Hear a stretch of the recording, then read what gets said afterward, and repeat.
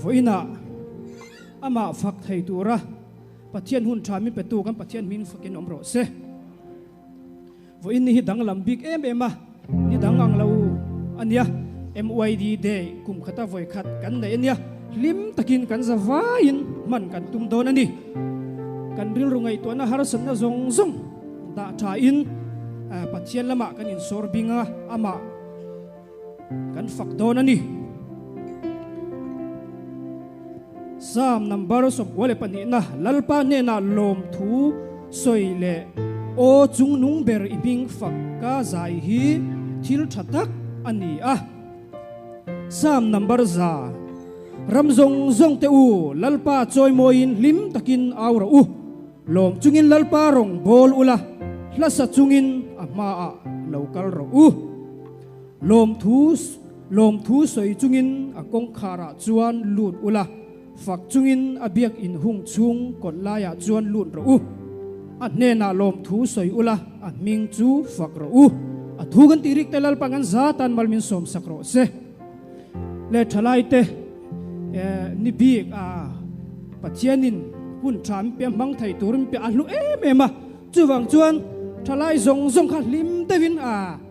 i kan fak don ni dang aya phurin mo i thalai kha ama le kan ron chuak ngai heta hian ama kan ron chuak kan zawain le ron chuak ro le hei heta ama kan chuak nga pathian kan fak don ani tilama hian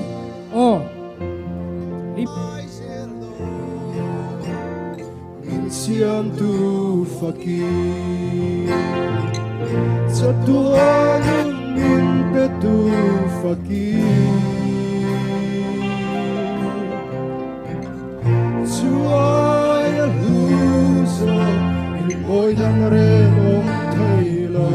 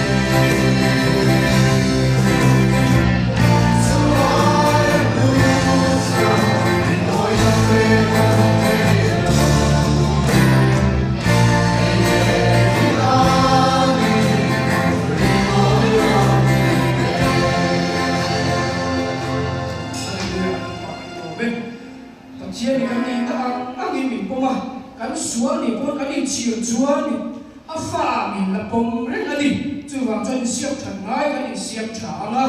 lalpa chu bai sei na ani kan bai sei na nung ani ti kha chungin lalpa a tha ani ti kan sa vai ni takin lo sa o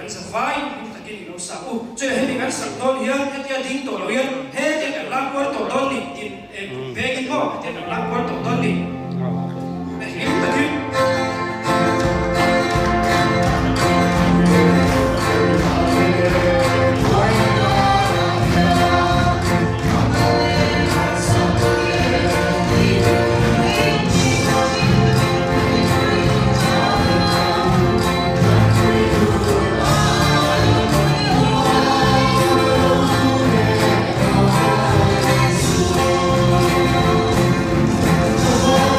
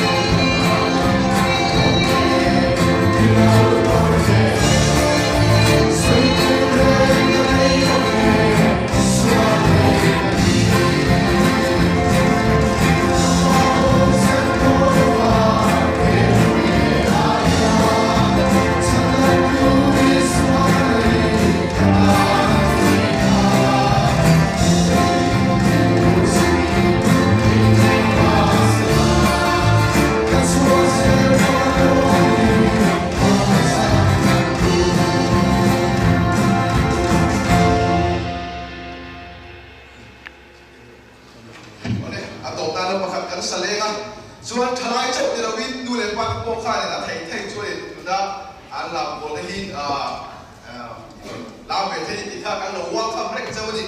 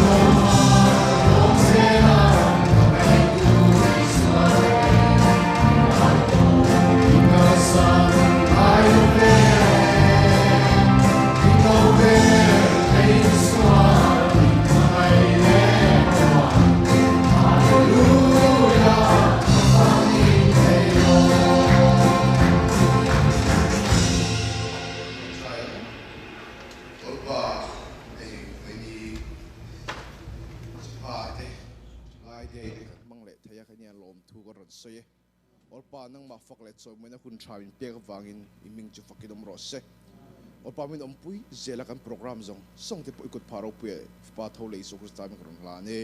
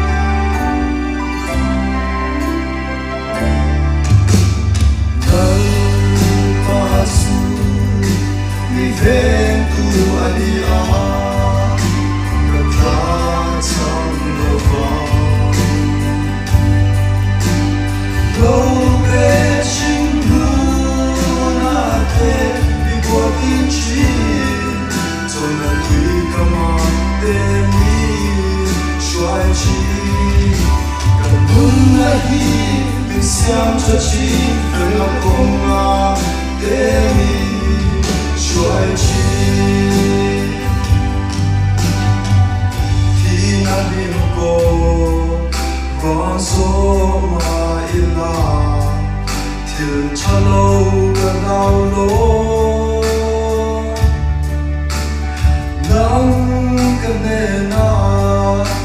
i om si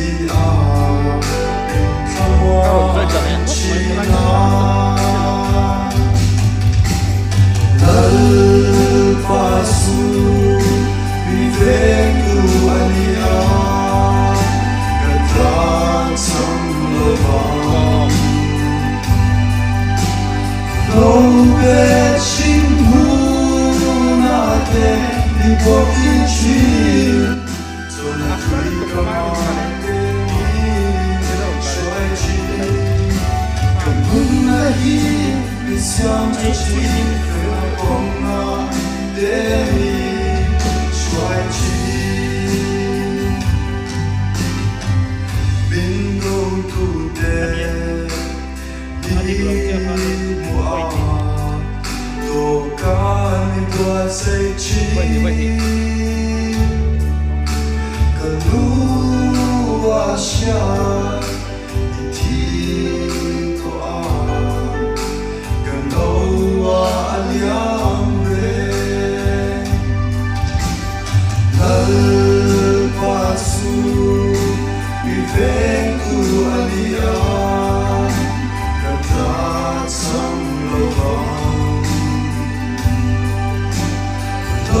về chính hú na te đi bộ in chi cho na tùy cả mà te ni xoay chi cần hung na hi mi xiang cho chi cần con na te ni xoay chi nông tu ne yêu Nô suy sẽ là ngã thì xoan lần qua thì na cùng qua in cả ôm ren to an lần qua su vì ven tu anh an cả ta chẳng lo đâu về chính hú na te đi bộ in chi cho na tùy cả mà te ni xoay chi cần hung na hi mi xiang cho chi về na con na te ni xoay chi the borrow yourself Bùi dòng dòng tên hẹn á bất thiên ni chỉ bị buộc lệ cái presentation cái trận máy vốn riêng MYD day lúc tắc hiện cái ni thế trận vô mình bé cái vài soi tu thế nên là làm thu gần sợi đua cái mình chú mình thành ra mà cái nia cái role chọn kia mà cái làm rồi ta next vốn riêng cần thu bùi tu hi social media cần mang thiam mà bùi mô xia đi anh nia cái presentation hi nghe style te cái pathumian anh năng lo nola hada te khan create thiam na kha min lo nei sakula chon hemi kan ti lai hian sao drawing kan ziak ma sa chon mizo kan le chong le hawa kan le diklo te po om nuala nga hawa khan chiar dan te ngai thla dan te khan min lo thiam sak do ne vậy là cần thu sửa tour example cái lô page nga roadmap ama saber cho nên next ka không ai ama saber cho when kan topic sửa tour chu social media ania social media chu ange ania kan mang rang kai na le man dan te le example te kan lô pe don cheu ni next cho nên aron sửa tour te hi social media identity hi zaman ron soinga ruata nin sharing ron tinga ke in mental illness close do ni next and next thing social media kan pang thiam zia thei lo social media kan pang thiam zia kan soi main social media hi engber nge ni ti kan share chen a poimo next Oxford Dictionary chuan kaden chuan social media chu websites and applications that enable users to create and share content or to participate in social networking tin an soya ka theng to in mizoin ka le ta social media chu me pakhat important na le thu in thlen chon idea in tho ton na chon ya khati zong khani then social media achan kan share to chuan tu na chuan ahman dan chi sang sang te kan lo soinga pakhat na chuan social media hi communication tan mang thei thilania te khi nanin FB te khi kan mong khenin nula chilo deu te tlangwal chilo deu te kain in big na in message na tang kan mang thei ni communication chu pani na chuan social media chu networking te mi bidang te ne na me shet na tan mang thei ni ki nula tho ne khi po hi FB chuanin nula chilo deu te kan mu te kha friend request te kan va thon theya Instagram ma te po kan va follow thei ni apathum na chuan chongya tan marketing le promotion na tan mang thei ni omje chu FB te marketplace te kan da theya Amazon te eBay te kan mang thei ni thil sale na tan chuan atop na tan chuan social media hi entertainment tan kan mang thei ni FB nula chilo deu te kan be theya anjai te anlam te kan nen thei ni mi pa pon nen thei tho me chetanin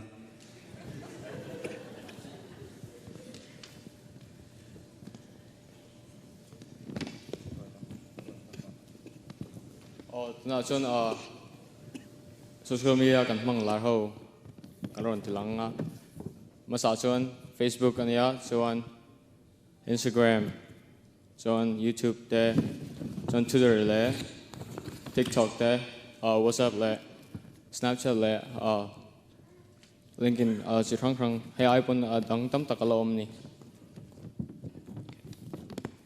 so kan thu pui kha kan sharing nan social media kan mang thiam apoi mo zia ti ha kan thu pui ni social media kan khami kan thu pui soi fia le turin ke man social media identity kan zir ho don nia next an sei dan chuan ke ma sei ni lawa internet ka mu ne khovel hi pani na oman tia digital world de physical world physical khovel ning chu oman tia chu ta chuanin digital world chu again ni ti chuan heng te hi nia website te apps te data te chuan tun lai kan nula ho order do hey online shopping te hi te hi nia chuanin physical world chu ke mani mishing ne na kam mu thei zongjong te nia school te door te restaurant te khang chi sang sang kha nia chuanin khovel digital khovel le physical khovel o mang hian mishing te po kan ni na hi pani nan chena heta hian kan ni na hi digital ni na le physical ni na in pani nan clear shena digital ni na te chu heng te hin ya kan username te mo password te email address phone number IP address bank information te relationship status te nia chuanin kan physical identity te chu kan age te gender race voice clothing scent le body language te ni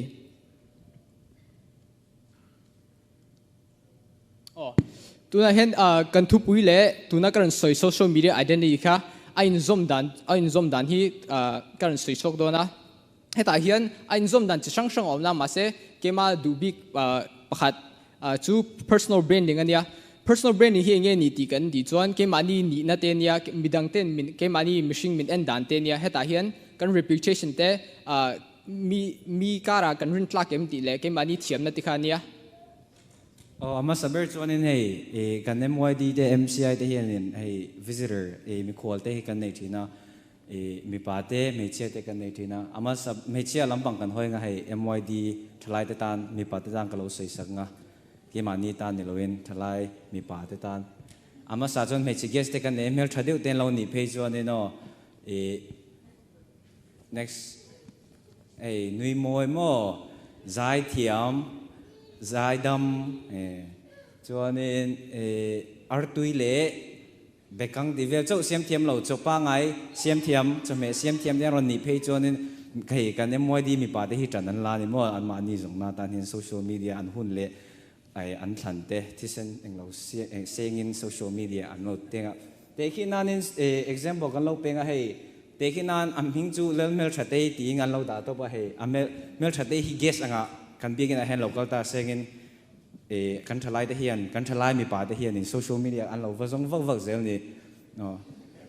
next le ha hey te khi na ni social media kan lo vam huta tro hey apoi mo je chu social media Facebook ate kan lo vazong hey aming le ama ataka kan muwa kan lo du ta ma sengin ama social media omdan ami zia kan lo va mu chuan khi silai du te englo te thalak mak de te apa deu polo ni thei pa deu polo ni thei khret lo in mo le next chuan hei athalak post dan te big ina kan hu dan lo dan takin social media lama chuan in chei dang lam deu te dan dang lam deu te alo ni thei ni khi aing lo khi a friend list khi kan mu thei nga king khi example la kan mu thei ni king kan thalai eng lo dan chu ani na personality le arena eng lo ang arena di game ti te ami kom du zong ang mi te ko shan troi tu ani nge ni lo en ko shan ai mang lo tiang rang mo kai mil lo tiang rang te khi kan ena mu thein king kan tar lang chuak hi film khur atu zia kan lo tar lang chuak ni khi next tuna chon panina kan lutanga sharing lampangin kan te kin don ni next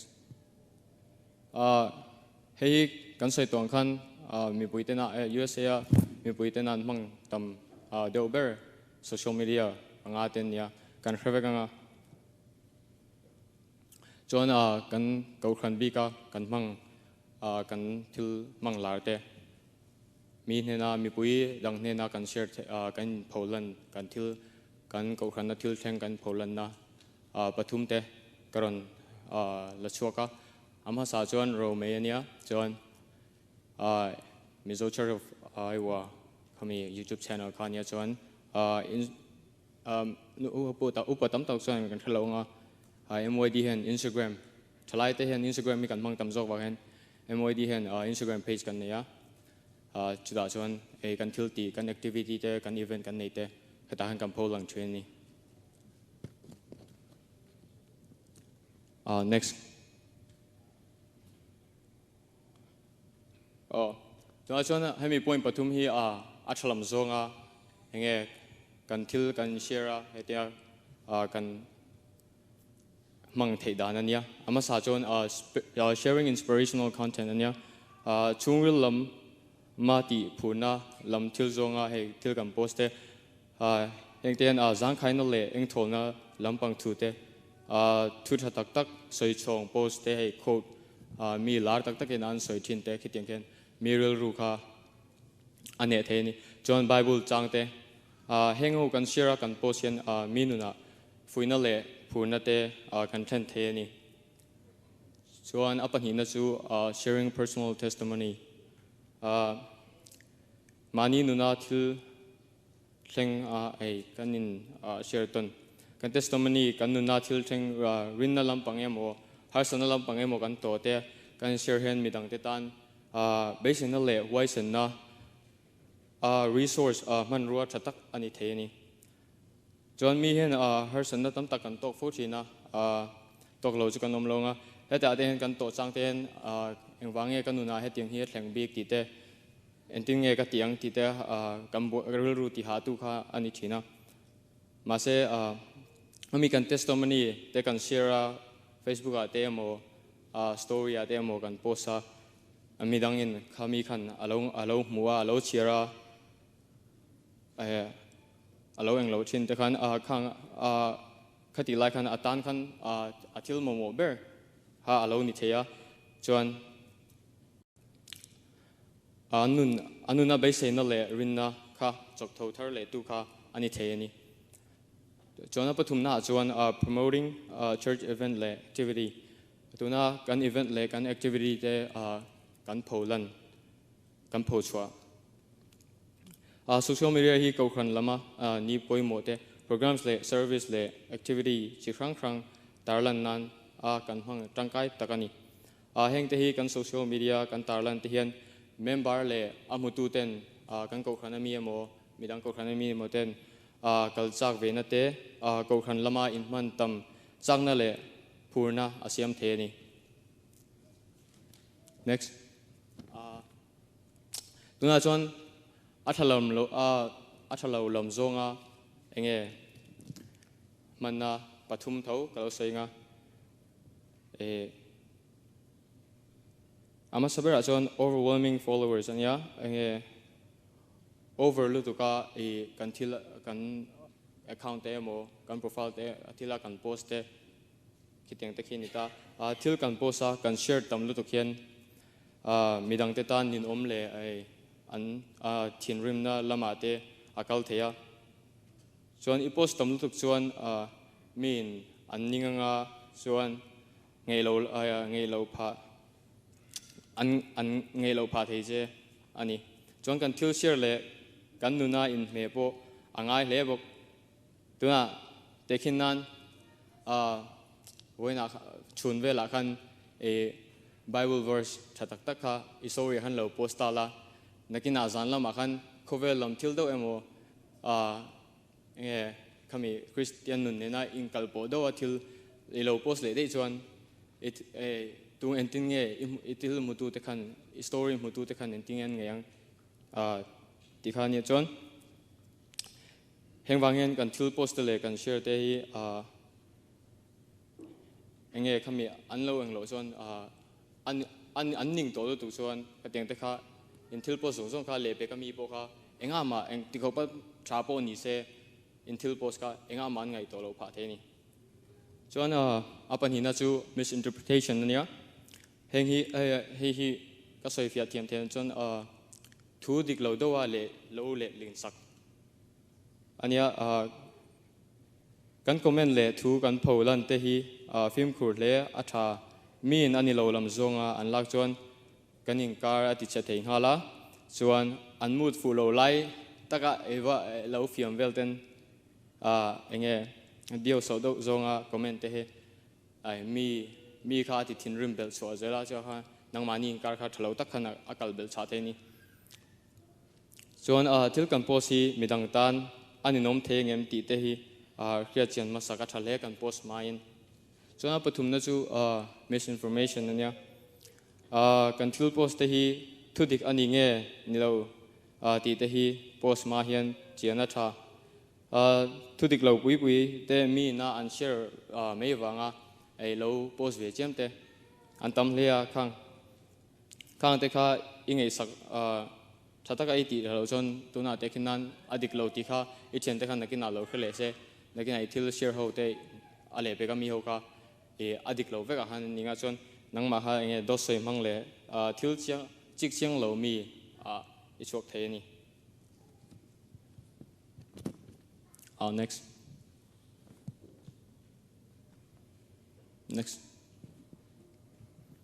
tuna chuan mental health lampang Chrisel na lampang atanin kan lo se nga ama sabera kan nei chu disconnection with peers and natural nia ta khianin keimani mishing puite mo kum puite mo inzom ti chatu kan tiang chu khin ni theya te khin nanin phone kan oma thian te ne mo chung ko te ne mo kan chuaka choi tur te kan chuaka picnic tur te kan chua line phone khoi bi chung le kwa te thian te zinga phone khoi bi kan lo om chuanin amuna om reng income theile hun kan mangpui thei te kha englo loin mi hun kan kiang om lo te kha neng lowa ei in ne lo na te in nei lo na te a thlen thei ni ampan hi na chuanin mut kham lo na hian an effect tam taka nei theya taksa po hian a lang theya ei nula te hei chu radio de hi phone ang khoi pe ya englo zinga makeup ti le tura income lo lai le tur tho si hianen an sha tho na ni na lampon kam sa vek tho na nen a thei lo ni mo hunin na dei lo chu wang chonin englo tan hianin Chrisel na tam po thalowa jan phone khoi lu tuk te hi schedule te mess up thei ni chonin apathum na chon mood swing hi englo khop me ya lar khop me ya mood swing hi te khina na china ruata na lo seitang khanin Facebook ate thil te kan lo post ta social media re renga kan lo in mang deu fal bi kan I chonin comment na te hei ke mani lo ngai lo zong te emo thil kan du lo zong te an lo comment emo an lo ti hianin hritlak na tanin thian te chung ko te kan manga hei ataka phone atanga phone problem kha ataka real life ke mani min ti mi lo tu te hena a hri kan thlak thin ani chonin next coin akai khom na tan chuanin voinak social media kan lo sei กันมั่งsocial media กันมั่งเทียมไปโมเสียตีสวยเฟียนันอามาสับเบระคันเองจามาคันเองไม่รู้สึกสักsocial identity ที่มั่งเองกันลงง่ายละอดตารัวตะคันเอง sharing จุดจังเนนอัดชุนจมาจุมีโซเลตบอัตบหน้าเกิน mental health เลยทิลดังไปหมดแต่ Facebook page นั่นจะนักเราตีหลังแต่เขากำลังใช้ตาจุมีเองเรากันเชื่อชวนแห่งปฐุมเตะกันเชื่อเจียงชวนก็ชวนมีปุยเตะเฮียน social media มั่งไปหมดเสียเละตีตูตีอาทาเละตีอาทาเราตูกันเชื่อเวกกระเริงจุงจงกันเทียมโตชวนนี้กันเชื่อเว้นกันทุกสิ่งจูกันเชื่อเทียมตัวละกันง่ายกันลมไหม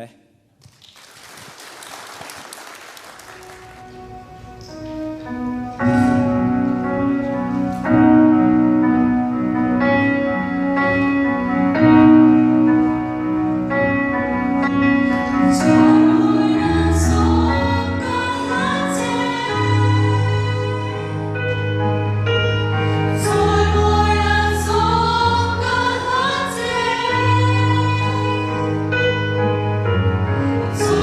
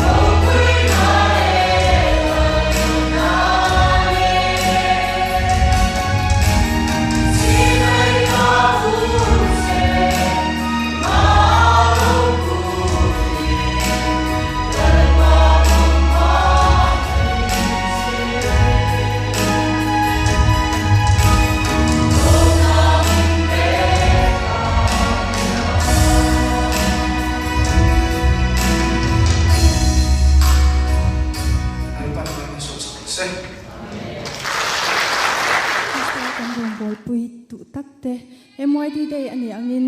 MYD mingin chibe kan pu ka cheu hun tha le lom om min pele tu pathian ming chu fakin om ro se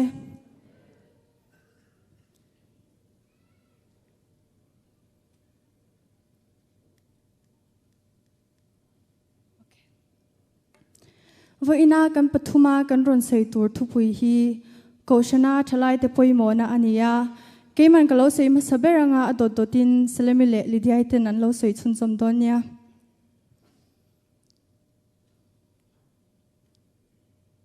ole introduction relote kan lo ne kaming chu lal piang lo mi knia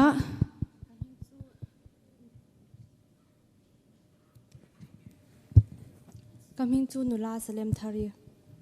kaming chu nula lidia la choi sangi ole ama sabera chuan leader ni tur hian kumtam angai lawani kan bible changin lo sei to angin thon khat timothea bungli chang som pani inopan na tu ma in ngai nep su se thu sei ko nga te che je ko nga te mangai na ko nga te rin na ko nga te thiang lim na ko nga te ring tu ta ti mu tu ni zo kang che he chang he min ne khop mai thalai te hi kan no pan na hi chhuan lam lo ila kan nu le pa te kan thian te tan en ton tlak ini zo kang u khai apanina chuan kan ko shantan future mahun leaders tur te kan ni thil that na turin change ingam zelila mason turin zirna lam ipan zelin feedback kan dong te hian ka pe to lo ka thei to lo tilovin tinan mang lovin mason puinan i mang zo kang u huai sin takin i thok zelila kan goals oriented mindset kan nei te kha i hlen tum sha mang u LinkedIn kan she thawanga thalai te a phei chuan shine omem oi hei hi kan college tan phei chuan kan professional social media angania helaya internship kan dong du phei chuan hei kan mang tangkai te ni chuta research survey an nei a chuan by 2025 millennials and members of Generation Z will account for 75% of the world's working population. Tianni. He slide he youth Christianity statistic kamu ania. Pew Research Center ina an report dan chuan kovela hian 1.2 billion likely role le thalai te kumsom panga tanga ni li thleng kan omani. Amai ro chu 51% cho hi Christian inti kan omve thung chu mai ni lo he 1.2 billion thalai te a hian 8% cho hi Christian nun phung dik tak za kan omani chu wangin thalai te hi kan poimo na le ma son na tura ka shet pakhat chu natlang tam hiani slide ta kan mo ang son thalai te hi kan natang le fatu tam pau le keimani tan le kan mahun tan mai ni lo kan ko shan tan hian acha em ani ka model thang te son mel thaloma sin panina a chuan missionary na tho hiani missionary thok tur hian kan jin kwalin wa chho kherangai lowa zirlai kan ni phei chuan kan omna huna he university te kan kala kan thiante namtang thiante mo sa khomi dangan ni phei chuan kha kan missionary toran ni ale tuna chuan salami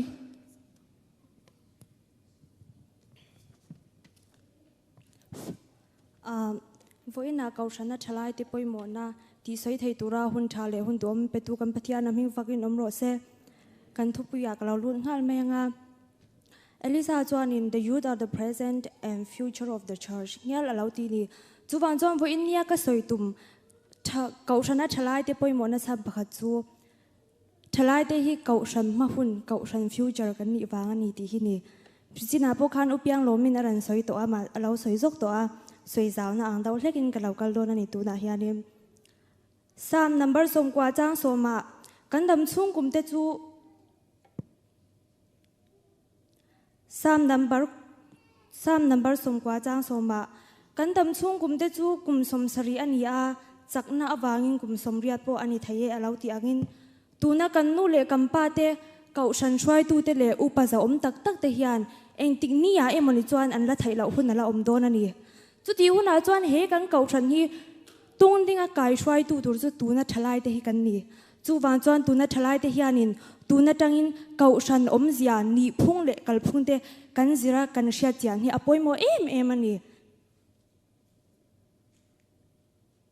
ani chuan kau than om zia ni phung le kal phung te chu eng tin ye kan hria dang heti hian han soi fia don tai la mi pakhat hi kalau muwa kalau du ema ani chu hria chian kalau chak ta ni ani chu hria chiang tur chuan eng thil nge ka ti ang ka hun te atan ka pe ka ngai nga ka hun tam tak te ane na ka man ngai nga abula hun ka man tam ngai ni chung tiang chia chuan he kau san om zia ni phung le kal phung te thwe tur chuanin kau sana kan hun kam pe ka ngaya kau sana kan in man angai ani achan chu tuna thalai te hi nakin loka kau san kai shwai tu tur te kan ni a he kau san kai shwai tur chianin kau san ni phung le om zia kal phung te kan thia ma sa phot angai ni hetian han soi don le tai langin mi kau san in khom na po in khom ngai lem lo kau san thil tia po local ngai lem lo hianin he kau san hi kai shwai don za sila ai kai shwai thai kan ringem kai chuan ka ring lo ani achan chu he kau sana hian ai mang ngai tlet lo awangin kau san om zia ni phung le kal phung te a shedo mi alo ani chu ti rol chuan vo in nia MYDIO in vo ina hianin thil dil lu zeu kanaya chu nu le pa te u vo in nia thalai te hi nakin loka he kau san la kai shwai tu tur te kan ni awangin kampoi mo zia hi min sha puin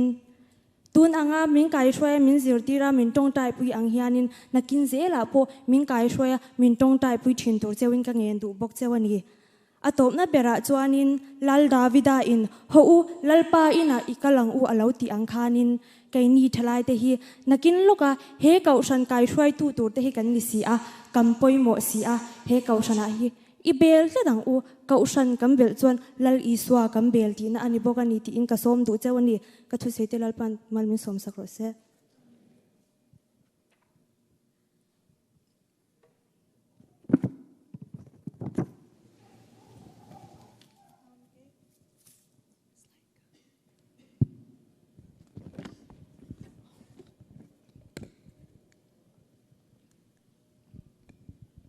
cái mình phải mà sợ bé hi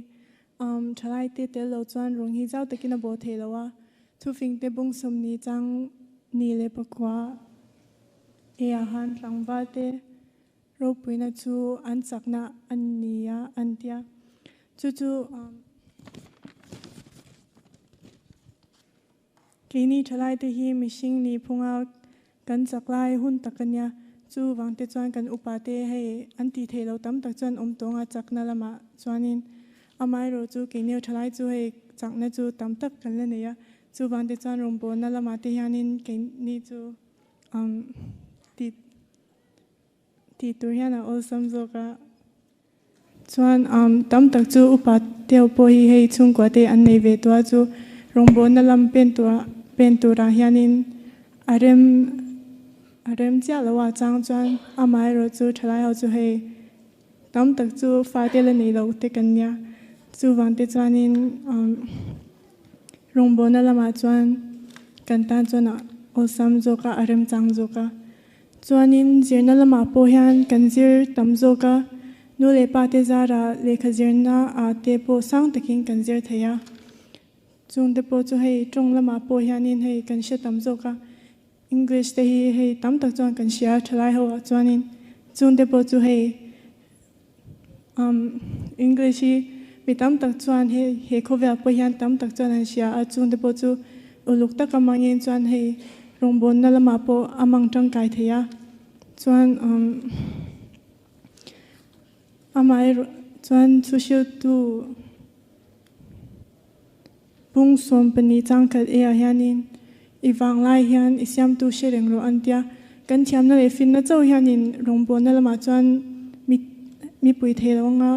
kan siam tu kan sha thi poimo poka chuanin atop na bera hianin kaushan hi thalai ta na poimo vea thalai ho kaushan tan kan poimo angin kaushan po hi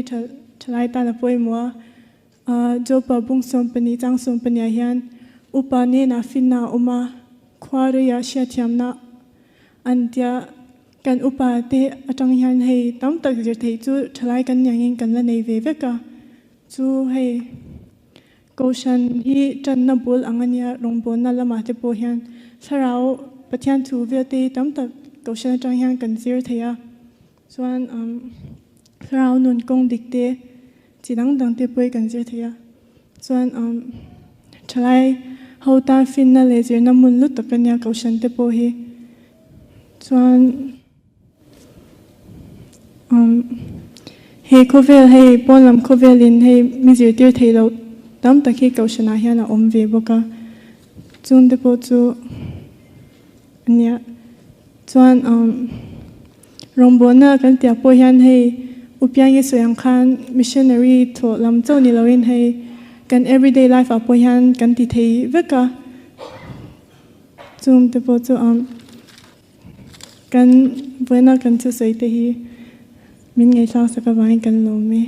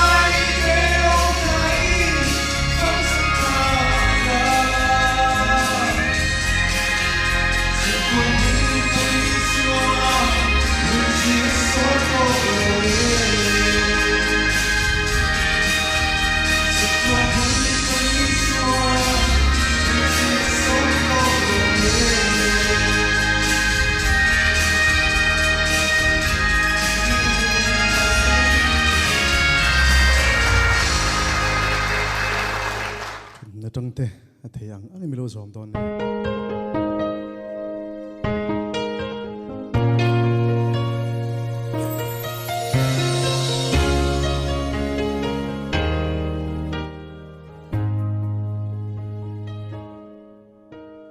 Klang tin chuan in mual tin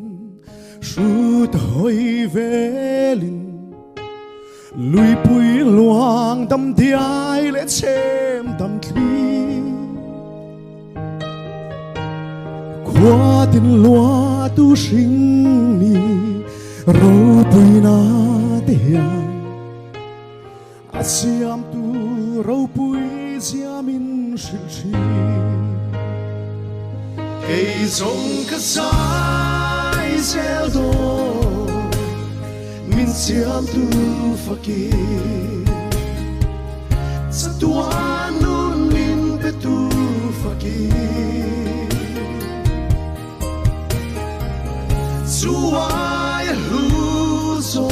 rimoy dang re om thelo hinge ya ni rimoy ro pui be qua belo parvul moi na chua zel se tlang tin le mual tin moi zual zel se tin parvul zual se sham thiam tin re moi zual e siam tu an phak sui cây giống cái sai gieo đô min siam tu fakir satuan nun min betu fakir suai huzo rimoy dang re om thelo hinge ya ni rimoy ro pui be mi thiam na fin na ni soi mo ro pui na te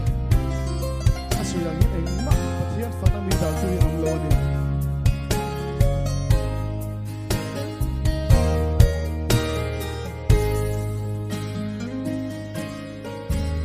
sing mi thiam na fin na zong te nei la choi moi na le ro pui na zong ne nang choi moi na tal te eng dang ka thang lo nang phak thei che hi ka tu bere cây giống cái sai gieo đô min siam tu fakir satuan nun min betu fakir suai huzo rimoy dang re om thelo hinge ya rimoy ro pui be cây giống cái sai gieo đô min siam tu fakir satuan nun min betu fakir suai huzo rimoy dang re om thelo hinge